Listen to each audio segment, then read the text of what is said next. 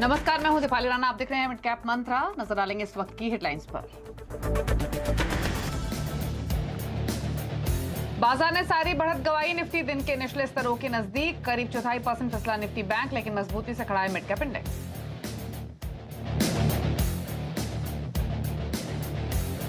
Metal sector में आज अच्छी रौनक, शॉर्ट कवरिंग के चलते Hindalco, Hind copper, Jindal steel, Tata steel 2% तक ऊपर, फार्मा शेयर्स में खरीदारी।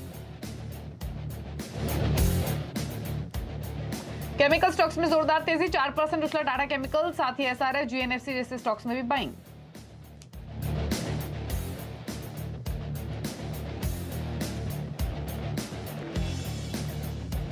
कल क्रेडिट पॉलिसी से पहले सरकारी बैंकों में तगड़ा एक्शन, आवाज एमपीसी की राय, 0.5% बढ़ सकती हैं दरें।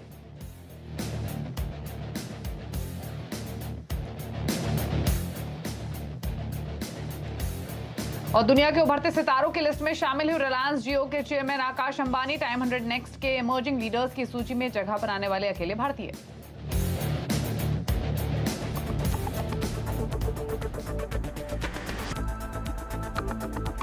आप देख रहे हैं मिड कैप मंत्र और बाजार अपनी बढ़त को गवा चुका है। दिन के निचले स्तरों पर आकर अब इंडियन मार्केट्स कारोबार कर रहे हैं। पहले देखिए आप निफ्टी बैंक निफ्टी को। निफ्टी इस समय 16,837 पर ट्रेड कर रहा है, लेकिन डे के लोअर लेवल्स है ये। दिन के निचले स्तर 23 अंकों का दबाव। बैंक निफ्टी भी अब 35-36 अंक नीचे कारोबार करते हुए आपको दिखाई देगा। ये भी अपनी सारी बढ़त गवा चुका है और दिन के निचले स्तरों पर अब बैंक निफ्टी भी आकर ट्रेड कर रहा है। अब इनफैक्ट 150 अंकों की कमजोरी दिख रही है, 0.5% का फॉल है ये अगर परसेंटेज टर्म्स में देखें निफ्टी बैंक में।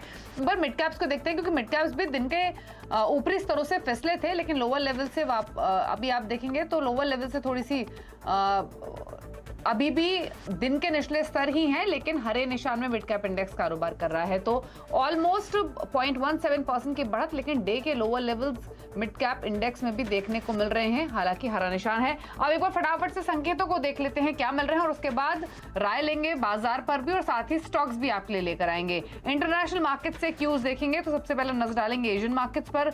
निक्केई 1% ऊपर है, शंघाई नीचे, हैंगसेंग में 1% का फॉल है, कॉस्पी कर रहा है फ्लैट ट्रेड। तो ताइवान, कॉस्पी, निक्केई आपको बढ़त के साथ कारोबार करते हुए दिखाई देंगे, लेकिन शंघाई, हैंगसेंग दबाव में है। यानी मिले जुले क्यूज आप एशिया से देख सकते हैं। यूरोपियन मार्केट्स को भी देखेंगे, उससे पहले अमेरिका के फ्यूचर्स देख लेते हैं। डॉ फ्यूचर्स संकेत कमजोरी के दे रहे हैं और शायद यही कारण है कि भारतीय बाजारों पर उसका असर दिख रहा है। अब डॉ फ्यूचर्स की जो वीकनेस है वो 290 अंकों से बढ़कर 324 अंकों की हो गई। 1% का फॉल अमेरिका के फ्यूचर्स में फिलहाल देखने को मिल रहा है। और अगर आप नेस्डैक फ्यूचर को देखेंगे तो यहाँ तो गिरावट और ज्यादा है। अब 168 अंकों की गिरावट नेस्डैक के फ्यूचर में दिख रही है, जो कि 1.5% के आसपास है। तो डॉ फ्यूचर 1% नीचे, नेस्डैक का फ्यूचर 1.5% नीचे कर रहा है कारोबार, जो कि बेहतर संकेत नहीं है। यूरोपियन मार्केट्स की ओपनिंग पर नजरें होंगी और यूरोपियन मार्केट्स को देखेंगे तो वहां भी जो शुरुआत है वो दबाव के साथ ही होने की प्रोबेबिलिटी है। अब करना क्या है, इस पर राय ले लेते हैं। रिमेनिंग सेशन के लिए क्या स्ट्रैटेजी रहेगी उस पर भी फोकस करेंगे, लेकिन फटाफट से अब तक हुआ क्या बाजार में वो बड़ी बातें आपके सामने लेकर आ जाते हैं। तो बाजार अपनी सारी बढ़त अब गवा चुका है। निफ्टी 16,850 के नीचे फिसल चुका है। निफ्टी बैंक में सबसे ज्यादा कमजोरी है 150 अंकों की। हालांकि मिड कैप भी दिन के निचले स्तरों पर आया है, लेकिन फिलहाल हरे निशान में ट्रेड कर रहा है और दिन के ऊपरी स्तरों से मिड कैप इंडेक्स भी ऑलमोस्ट 400 पॉइंट नीचे आ चुका है। अब आप पॉकेट्स देखेंगे तो metal, pharma, FMCG, oil and gas, ये कुछ सेलेक्ट पॉकेट्स है जहां पर थोड़ी बाइंग है। गिरने वाली पॉकेट्स में आपको दिखेंगे IT stocks, capital good stocks, consumer durable stocks ही थोड़े प्रेशर में हैं। बैंक्स तो हैं ही और मिड कैप्स में बढ़त हल्की बनी हुई है।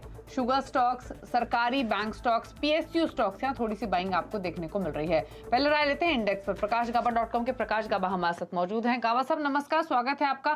सारी बढ़त बाजार गवा चुका है, दिन के निचले स्तरों पर है, संकेत अमेरिका के फ्यूचर्स से खासतौर से खराब ही हैं। क्या व्यू है, लेवल्स के हिसाब से क्या रणनीति है? Good afternoon Deepali. है तो वीक, जैसे ही सुबह गैप अप खुला तो उसका लगातार सेलिंग आ रही है। अगर फ्लैट खुलता तो शायद एक अपोज मिलता शॉर्ट कवरिंग का। तो शॉर्ट कवरिंग अपर रीजन पे हुई है और हो रही है, लेकिन उसके बावजूद नीचे गिरावट देख रहे हैं। तो मुझे मार्केट वीक ही नजर आता है।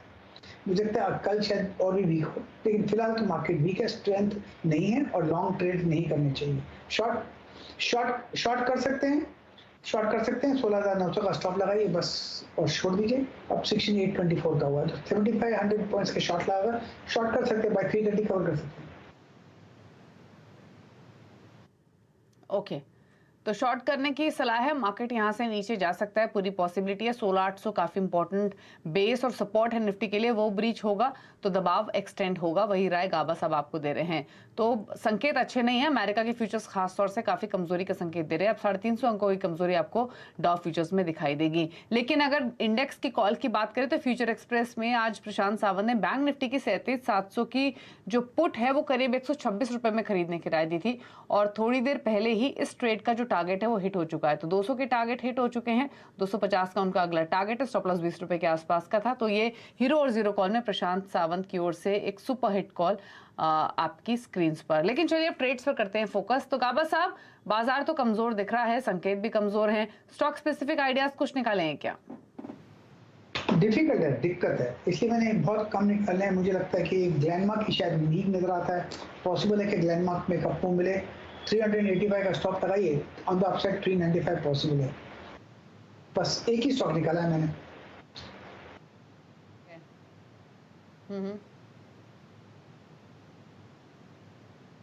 जी, तो ग्लेन मैंने बोल दिया एक ही स्टॉक निकाला है की ओर से जहां पर आप खरीद सकते हैं। ओके, गावा साहब की ओर से एक ही ट्रेड है, वो ग्लेनमार्क फार्मा है जो कि आपकी स्क्रीन पर है, 389 पर कर रहा है ट्रेड। यहाँ आप खरीदारी की पोजीशंस बना सकते हैं। एक बार यूरोपियन मार्केट्स खुल गए हैं, उनको देख लेते हैं। और देखिए शुरुआत जो है वो कमजोर हुई है। बैंक ऑफ इंग्लैंड की मीटिंग एक इंपॉर्टेंट ट्रिगर तमाम यूरोपीय बाजारों के लिए भी। और डैक्स अगर आप देखेंगे तो 1.25% नीचे, फुटसी 1.5% नीचे, और कैक में भी 1.5% की कमजोरी देखने को मिल रही है। तो तमाम जो यूरोपियन मार्केट्स हैं वो भी कमजोरी के साथ ही कारोबार कर रहे हैं बैंक ऑफ इंग्लैंड के ऐलान के बाद। और बॉन्ड खरीदने का जो ऐलान किया है बैंक ऑफ इंग्लैंड ने, तो वो बाजार को पसंद नहीं आ रहा है। 1.5% की कमजोरी के साथ यूरोपियन मार्केट्स फिलहाल कारोबार कर रहे हैं। तो ये जो इम्पैक्ट है यूरोपियन मार्केट्स पर वो आप साफ तौर से देख सकते हैं। और इनफैक्ट हमारे साथ मेरे सहयोगी नीरज वाजपेयी भी मौजूद है। नीरज जी, इकोनॉमी को साथ ही साथ कमजोर पाउंड को संभालने के लिए बैंक ऑफ इंग्लैंड ने बॉन्ड मार्केट के जरिए दखल देने का फैसला लिया है। एक रिएक्शन तो हम यूरोपियन मार्केट्स पे ऑलरेडी देख रहे हैं। अब क्या इम्पैक्ट इसका होगा, क्या मायने इसके निकाले जाएं, क्या कहेंगे? देखिए ये फैसला बहुत ही लॉजिक पे बैठता नहीं था। हमने अपने सुबह की चर्चा में भी इसी बात को रखा था कि ये सिर्फ 4 दिन की चांदी भी शायद साबित ना हो, क्योंकि महंगाई इतनी ज़बरदस्त है यूके में। 40 साल के हाइस पे आपकी इन्फ्लेशन चल रही है, आपके यहाँ सिस्टम में करेंसी बहुत वीक हो रही है।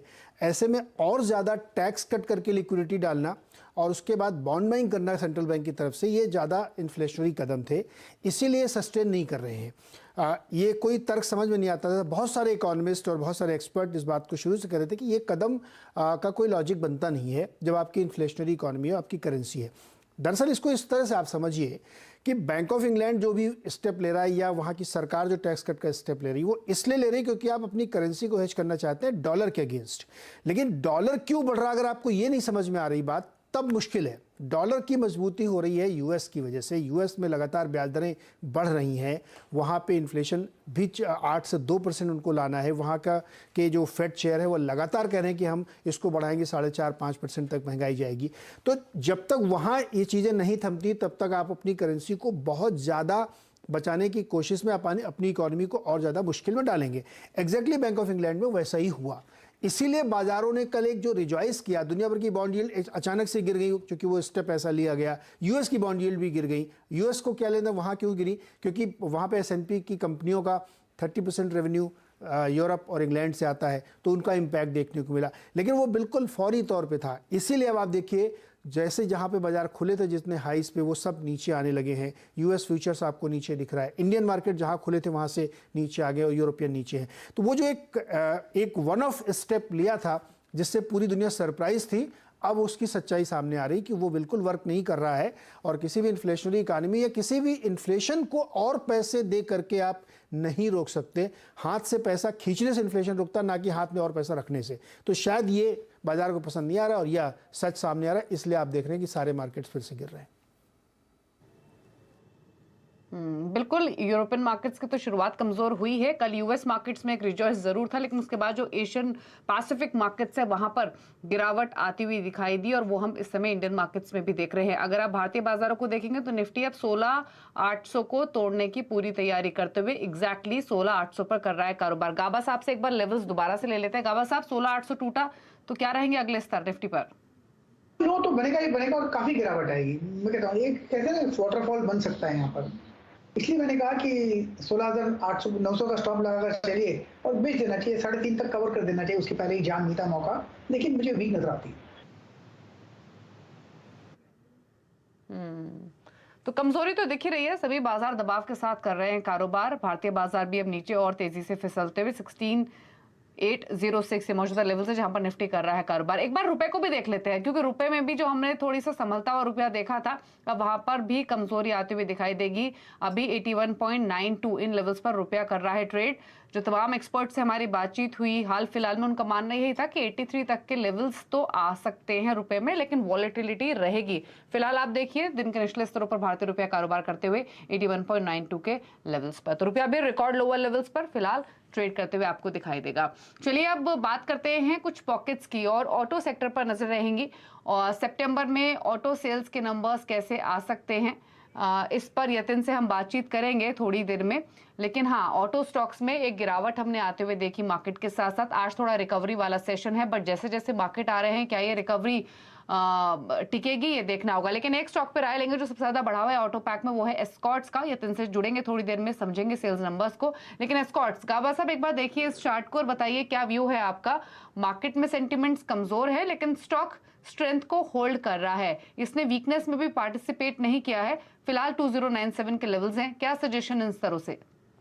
देखिए एस्कॉर्ट्स का जो बेसिक चार्ट स्ट्रक्चर है वो पॉजिटिव है, इसमें करेक्शंस आते हैं, ऑब्जर्व हो रहे हैं, इसलिए 2000 के आसपास जो स्ट्रॉन्ग सपोर्ट जोन है एस्कॉर्ट में वहीं से बाउंस मिला है। तो मेरे ख्याल से इसमें अप्रूव मिल सकता है मार्केट में जो भी हो, लेकिन एस्कॉर्ट पे एक अप्रूव मिलना चाहिए। 2200 का जो जोन है वहां तक जाने की संभावना है इन द शॉर्ट टर्म।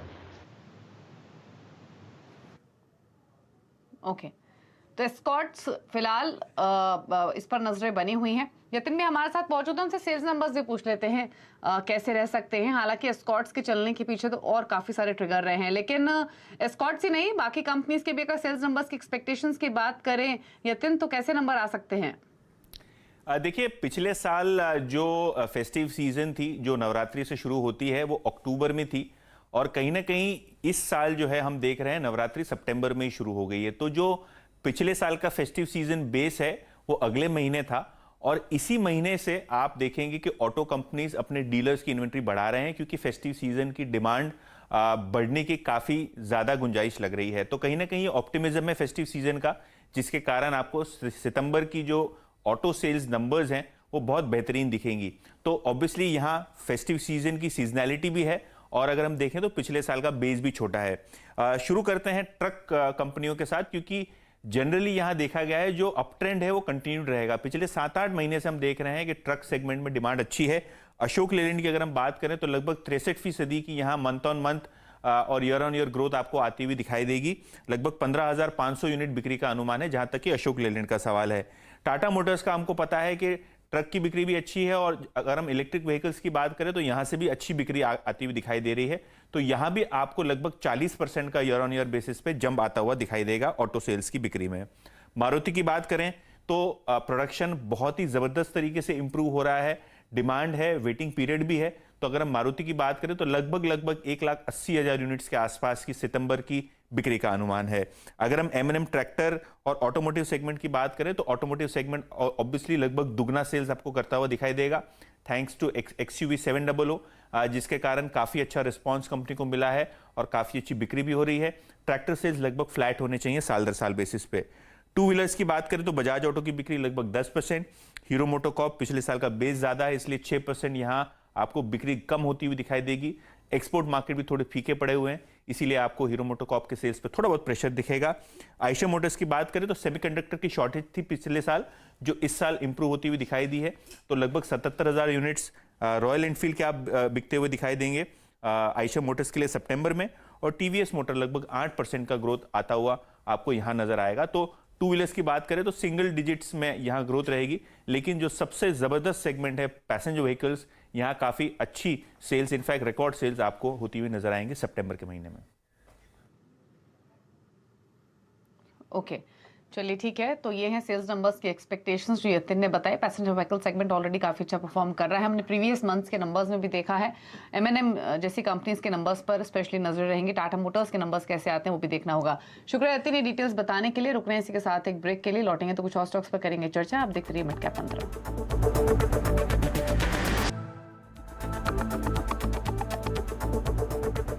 आप देख रहे हैं मिड कैप 15, बाजार दबाव के साथ अभी भी कारोबार करते हुए। और अगर आप मार्केट्स को देखेंगे तो दिन के निचले स्तरों के आसपास ही फिलहाल टिके हुए हैं। लेकिन इस बीच आपको बता दें, दुनिया के नामचीन टाइम मैगजीन ने वर्ल्ड के उन 100 उभरते सितारों की लिस्ट जारी की है जिन्होंने कारोबार, इंटरनेट, स्पोर्ट्स, राजनीति जैसे क्षेत्रों में बड़ी सफलताएं हासिल की हैं। टाइम 100 नेक्स्ट की इस लिस्ट में सिर्फ एक भारतीय का नाम है, वो नाम है रिलायंस जियो के चेयरमैन आकाश अंबानी का। लीडर्स कैटेगरी में चुने गए आकाश अंबानी के बारे में टाइम मैगजीन का कहना है कि बहुत ही कम उम्र में उन्होंने बिजनेस की दुनिया में अपनी अलग पहचान बनाई है। टाइम मैगजीन हर साल टाइम 100 नेक्स्ट की लिस्ट जारी करता है और इस लिस्ट में 100 उभरते सितारों को जगह दी जाती है।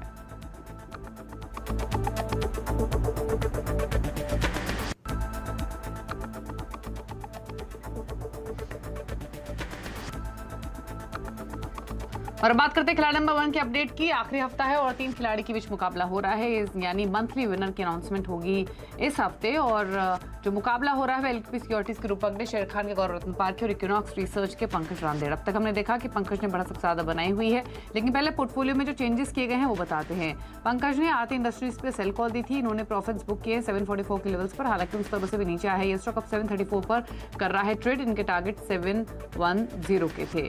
तो ये है एक अपडेट पंकज के पोर्टफोलियो से जो कि आरती इंडस्ट्रीज पर है। साथ ही रिटर्न की स्थिति भी आपको दिखाएंगे। हालांकि अब तक हमने देखा था कि पंकज ने बढ़त बनाई हुई थी, अब तक पूरे हफ्ते वो लीड कर रहे थे और वही स्थिति अभी भी है। 11.5% के रिटर्न के साथ पंकज सबसे आगे हैं। रूपक डे और गौरव के पोर्टफोलियो नेगेटिव रिटर्न्स लैंड कर रहे हैं। तो यह है फिलहाल की स्थिति। लेकिन चलिए इसी के साथ अब एक ब्रेक का वक्त हो गया है मिड कैप मंत्रा में। ब्रेक के उस पर आप देखिए फेस्टिव बाजार। नमस्कार।